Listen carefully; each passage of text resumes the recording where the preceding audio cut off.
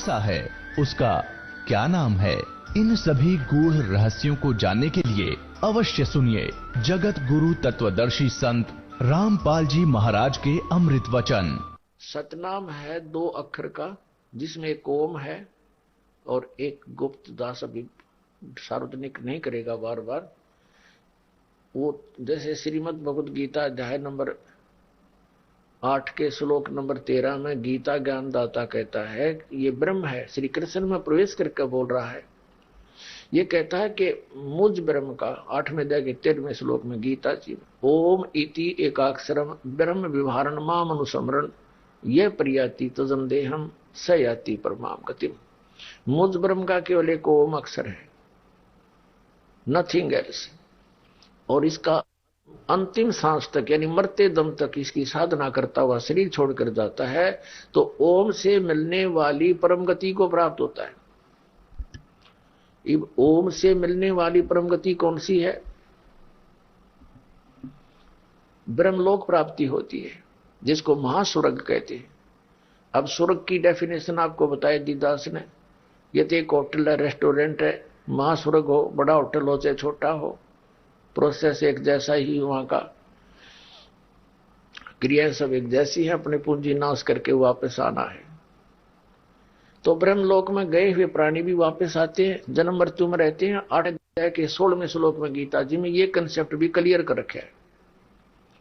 और गीता ज्ञानदाता स्वयं कहता है, ये ब्रह्म के मेरी भी जन्म मृत्यु, अर्जुन तेरी भी बहुत जन्म हो चुके हैं, तू नहीं जानता मैं जानता हूं। इसलिए गीता अध्याय नंबर 18 के श्लोक नंबर 62 में, गीता अध्याय नंबर 15 के श्लोक नंबर 1 से 4 में, गीता अध्याय नंबर 18 के श्लोक नंबर 66 में गीता ज्ञानदाता कहता है, उस परमेश्वर के पास जा, उसकी शरण में जा। उसकी शरण में कैसे जाएगा? तत्वदर्शी संत की खोज कर, 4 अध्याय के 34वें श्लोक में बताया।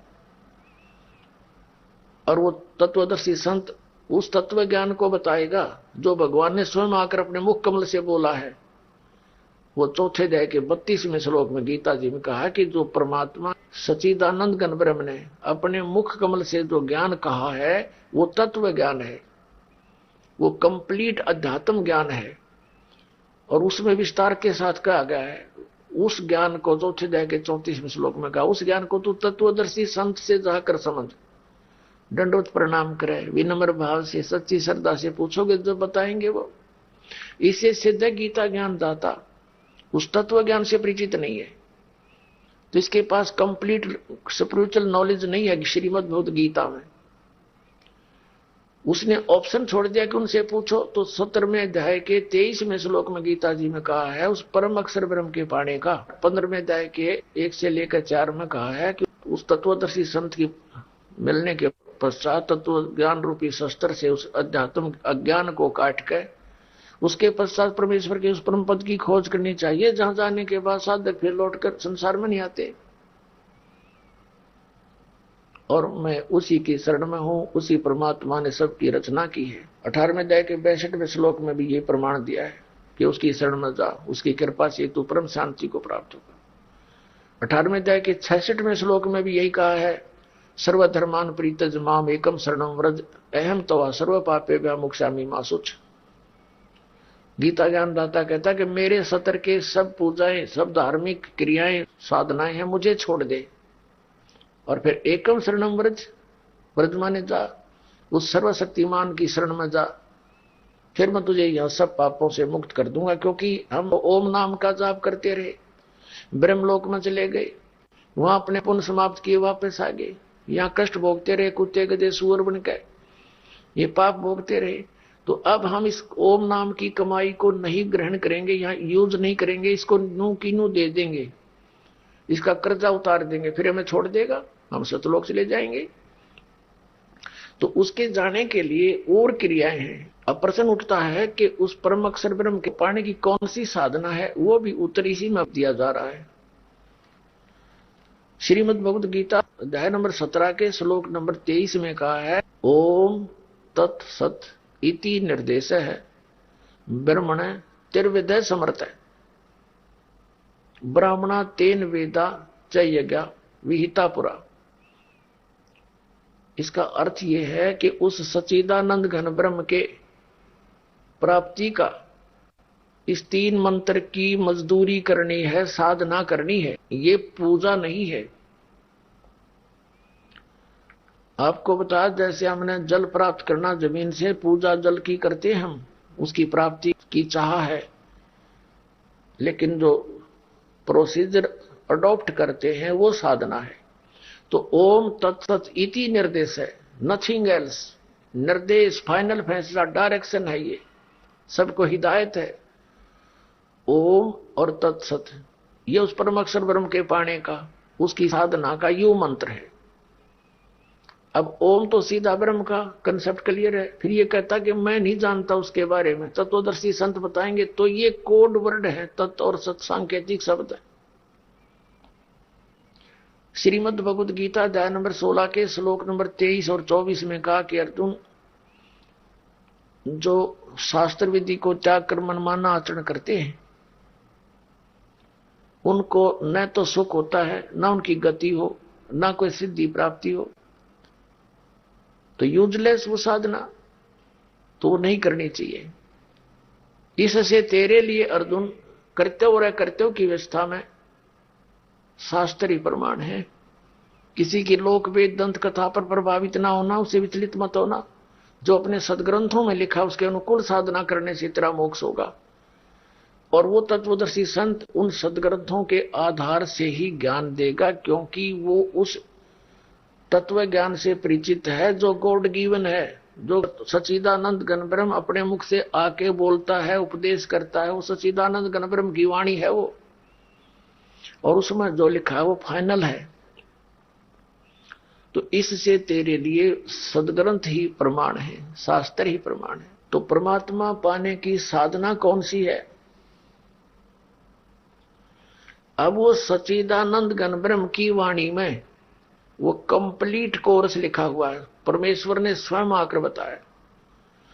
और वो कंप्लीट कोर्स परमात्मा ने बताया था आदरणीय धर्मदास साहिब जी को, आदरणीय नानक साहिब जी को, आदरणीय मुल्कदास साहिब जी को, आदरणीय दादू साहिब जी को, आदरणीय गरीबदास साहिब जी का छुड़ानी जिला जज्जर हरियाणा वाले को, आदरणीय गीसादास साहिब जी को गांव खेखड़ा जिला मेरठ उत्तर प्रदेश वाले को।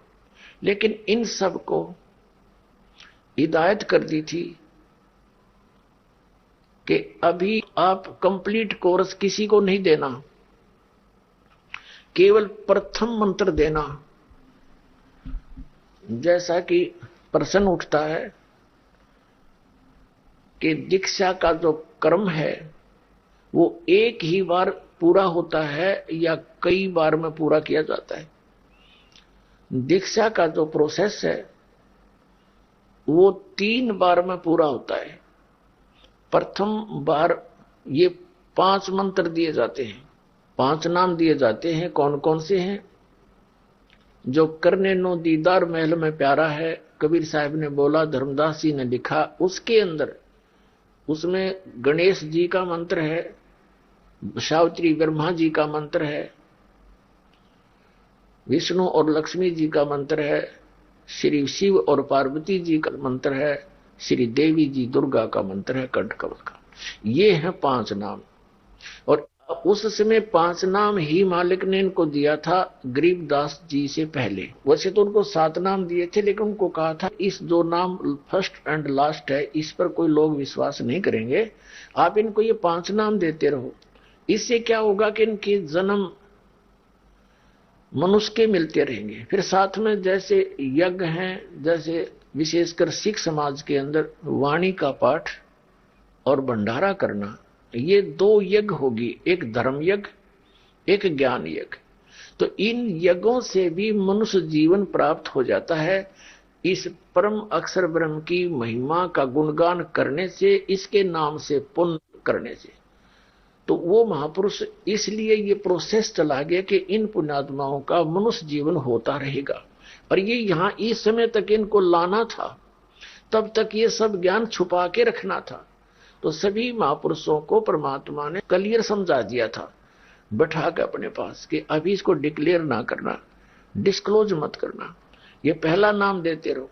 तो ऐसे अब गरीबदास साहिब जी को मिले। इन्होंने कबीर सागर में लिखा है, कबीर वाणी में 136 और 37 पृष्ठ पर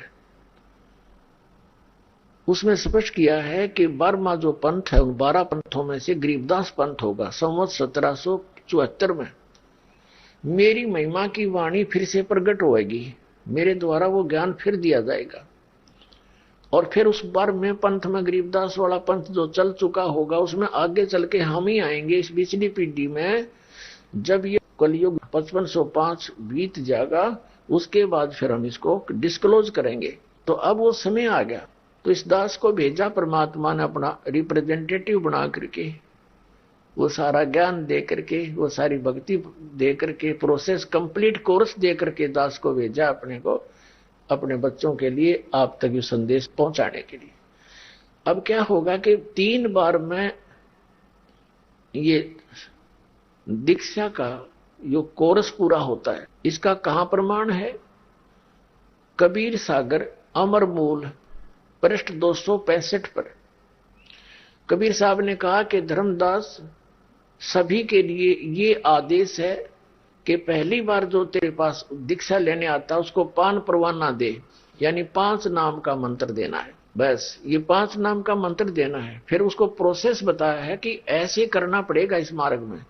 दूसरी बार जब देखो कि उसका खूब विश्वास बन गया है, प्रथम नाम के बाद वो बार बार आ रहा है, श्रद्धा है तो आ रहा है, आस्था बनी है तो आ रहा है, फिर उसको सतनाम देना 2 अक्षर का। और जब सतनाम की खूब कमाई दृढ़ता आ जावे फिर उसको सार नाम देना। सार शब्द, सार नाम, सार शब्द, सत शब्द, नी शब्द, अकय शब्द और नी अक्षर शब्द, इस सार नाम को ही कहा है। आदि नाम भी इसी को कहते। ये ऐसा गुप्त मंत्र है, इसको कभी हम बोलकर दूसरे को उपदेशी के अतिरिक्त ये दास नहीं बता सकता। और उपदेशी जिसको सार नाम प्राप्त हो चुका है ये भी जाप करने का है, लेकिन ये जाप सुरत और नरत से कर रहा है।